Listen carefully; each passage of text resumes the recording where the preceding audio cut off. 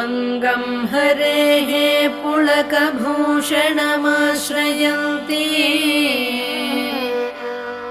भृङ्गाङ्गनेव मुकुलाभरणं तमालम्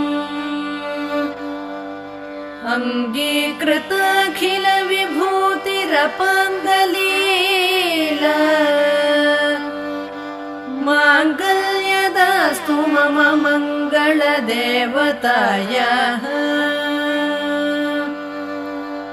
मुग्धा मुहुर्विदधति वदने मुरारेः प्रेमत्रपा प्रणिहितानि गतागतानि मालादृशोर्मधुकरीव महोत्पलेया सा मे श्रियं